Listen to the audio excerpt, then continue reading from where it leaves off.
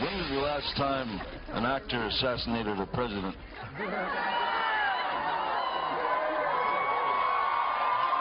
I want to clarify, I'm not an actor. I lie for a living. However, it's been a while. And maybe it's time. Kathy Griffin has really let herself go.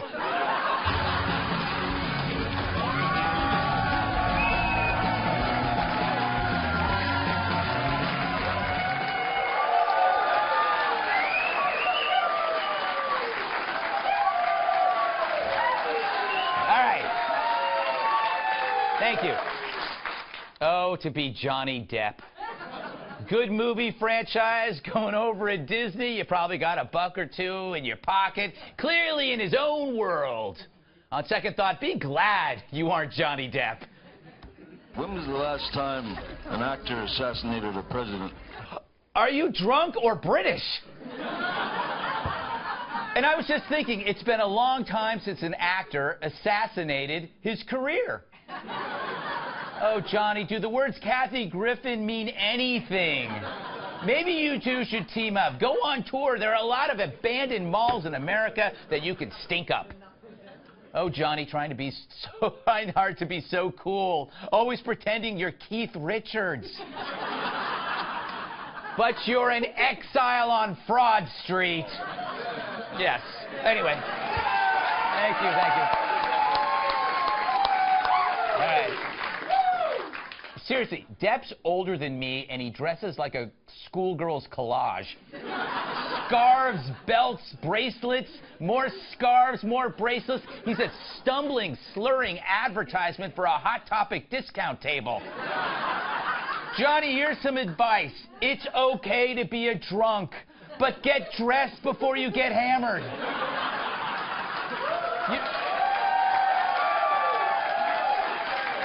You know that leftover pile of unwanted clothes in Target after Black Friday? That's you. But lucky for Johnny, he's not alone in his love for political violence. Remember Moby, the least talented bald person ever? Bald people are usually really talented. He's not. He just released a music video. I wonder who the villain is.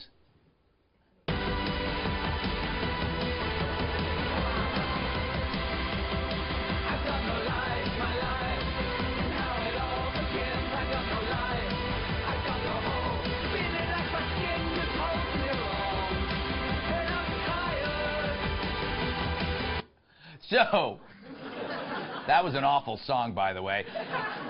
Trump becomes a flying robot who turns into a swastika and terrorizes the city before exploding under a dose of truth.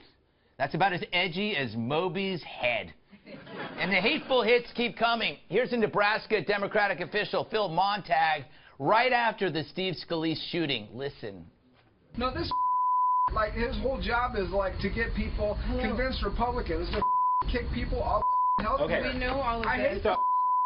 I'm glad he got shot. We've laid in I'm glad he got shot. Dude. I'm not going to say that in public. You don't have Well, to then what are you saying it to us for? Say something. Say something. What are you telling us for? I wish you dead. Wow. They fired him. But why? He was just saying what a lot of other lefties feel. He just got caught. But damn, there's a lot of hate coming from the party of tolerance. They demonize those who disagree, and then they wonder why America is so divisive. So, like me on Leather Night, the Democrats are in a bind. They made the Georgia election such a big deal. Then they lost, and now they want to move on. But you can't say nothing to see here after taking a dump on live TV. I should know. I mean, Sulu got involved, the intellectual version of an elevator fart. So why did John Ossoff lose? Was it the fact that he was only 12? But he wasn't that bad. He's not hateful. It was the hate around him. The left aren't pro-anything, just against you. They hate you. Think about it. They had tons of money and Hollywood star power behind them, and they still lost that seat. It's because the only idea they have is rage. Let's compare. At Trump's victory rally, a president who talks about you. The truth is, people love us, all of us. They love us. They don't get it. They haven't figured it out yet. You know, they're still trying to figure where all of those voters came from. Those voters came out of the hills. These are hard-working. We have the hardest working, the smartest people, the toughest people. They're very lucky that our people don't protest, believe me. Believe me. Man, got a lot of gum-chewing people, too. On the other side, what do you get? A Democratic Party that only talks about him. What you're seeing is those voters being repulsed by this president and giving us a look on the Democratic side. Now, do you think that you'd be in this situation as close to your Republican opponent if there were anyone other than Donald J. Trump in the Oval Office? The administration's performance has not inspired confidence in anybody, I think, and concerns about the integrity and competence of the administration have only grown over time. I think he mows my lawn. Anyway, it's hard to win when you stand for nothing but hating one guy. And then you add Alyssa Milano, who's telling you how to vote, and she doesn't even live there. Who's the boss? My ass. So, the Republicans showed us that a strong woman can win when she runs on something other than being a strong woman. She persisted, unlike you-know-who. Hollywood should applaud, but instead they wish for murder. I'd say the Dems have to go back to the drawing board, but even the drawing board sucks. Because at the root of it is their addiction to identity politics, which attempts to replace a singular identity, American, with 100 quarreling tribes. And now the party must feed the tribes. Since it's all based on difference, the diet is demonization. Right now, identity cultists on campus are attacking speech and making free thought a sin. This can only lead to violence because once you eliminate debate, then there's no stopgap between emotion and violence. Anger becomes a fist. It's happening on campuses, and it's spread to the Democratic Party. It's getting really weird. At least they stopped talking about Russia. Manafort's man in Kiev, Russian army-trained linguist turned Ukrainian political operative, Konstantin Kilimnik. Konstantin Kilimnik. Konstantin Kilimnik. Konstantin Kilimnik. Konstantin Kilimnik. Konstantin Kilimnik. He was Russian military intelligence. No, she'll never stop.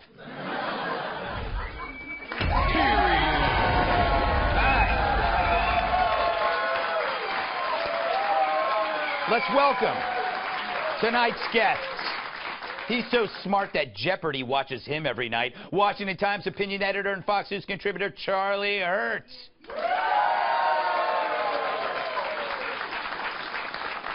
He's so tough, he exfoliates with a cactus.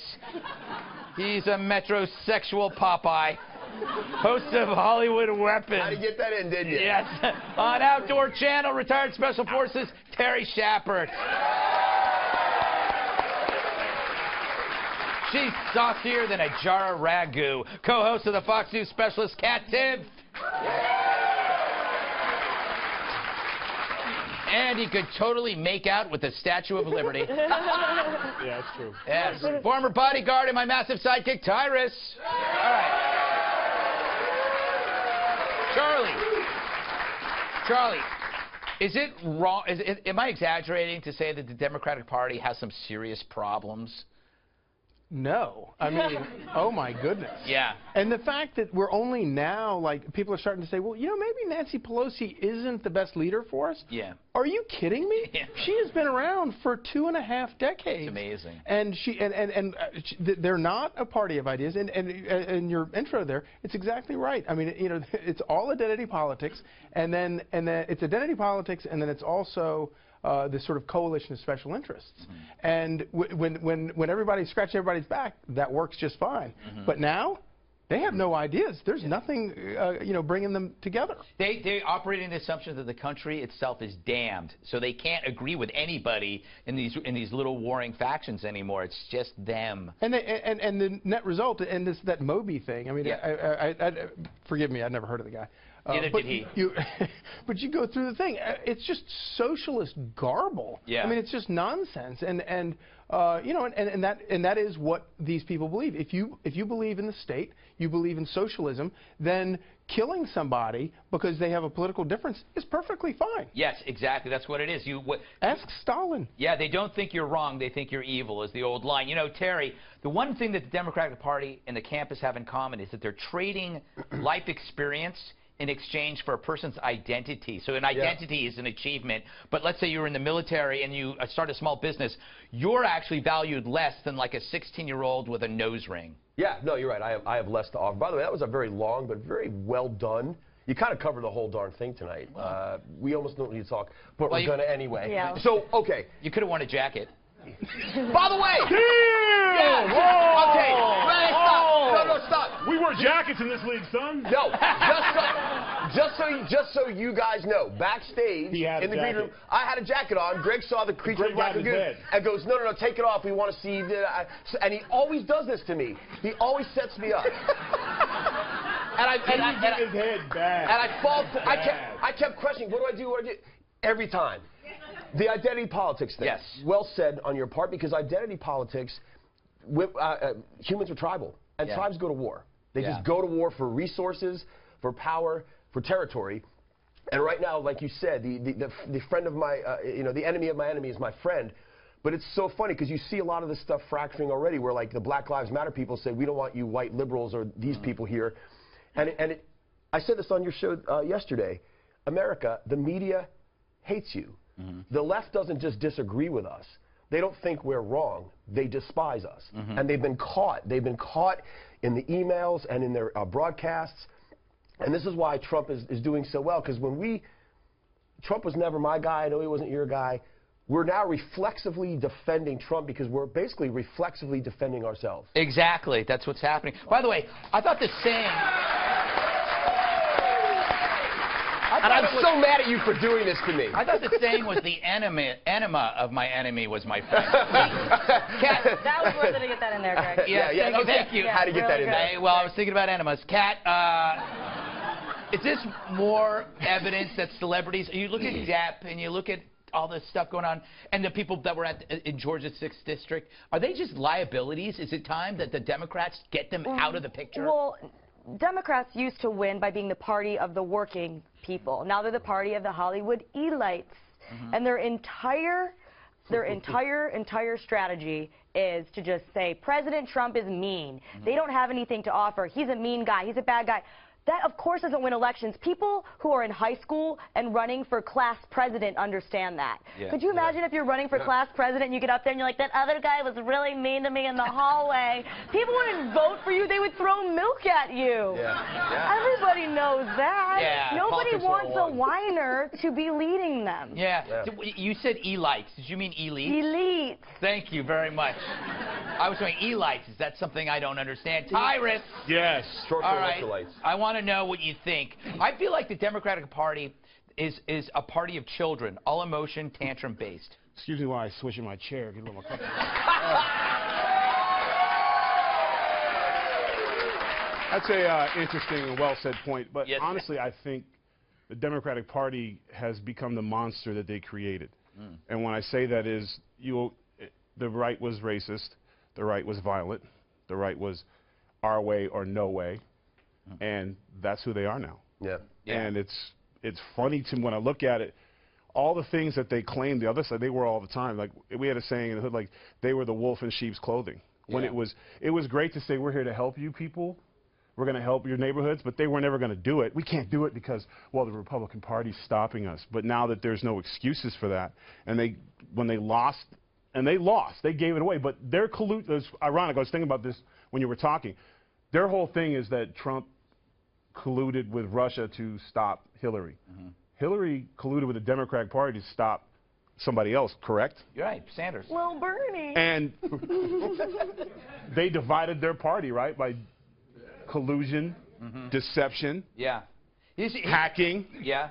And the whole thing has been sort of papered over because you had for 8 years, you had Barack Obama, he's a likable fella. He was a smart politician in terms of his cult of personality, and that completely papered over the fact that on the policies, on the issues, they were getting Democrats were getting slaughtered for 8 years. He was the only guy that managed to win in all of that because he won re-election. And of course, the media was like, "Yeah, see, we were right all along. All these ideas are great and everything." And meanwhile, America's like, "No, the ideas are terrible." Yeah, when you take him away, it would all collapse, kind of, for that. Yeah. Can I?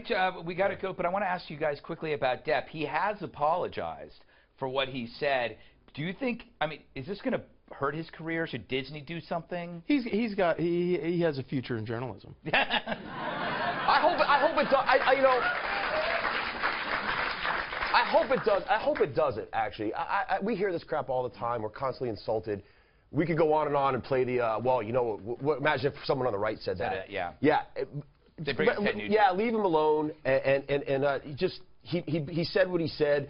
I mean, I also don't like calling for boycotts.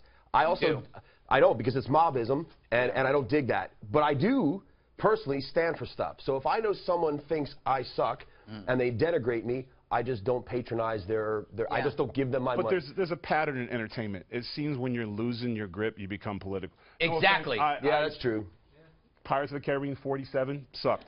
Just keeping it real. And if you look Moby, where the hell you been? I haven't seen you since Eminem buried you. Yeah. You know, everyone who is talking about Trump is trying to make money. Don't get it twisted. I'm going to bury him in my video when people actually buy the album. Sorry, Moby. Yeah. You could literally produce Jesus Christ on your video, and no one's going to watch it even. So, like, this is what they do. It's a money scheme. Has nothing to do with politics. Just trying to be relevant. And it's not brave, Kat. It would have been brave if you do something positive about Trump. Everybody you know agrees with you when you trash Trump in that world. I saw a study recently that it found that approximately 0 people were helped by what he did by making those comments. America's 0% better, so he'll be very disappointed to hear that. You know, 15 years ago, I had dinner with Moby at his restaurant. Harvard study. Really? I don't believe it. And his restaurant was called Teeny. It's vegetarian. We had oatmeal for dinner. Is pretty much still open? It's closed. Was he a nice guy? I rest my case. Was he a nice guy? Yeah, he was a nice kind of sad fellow. Yeah. But it was like oatmeal for dinner. That is Moby's life. That's So I had to go on Wikipedia to find out who the guy. You realize that he claims to be a grandson of Herman Melville?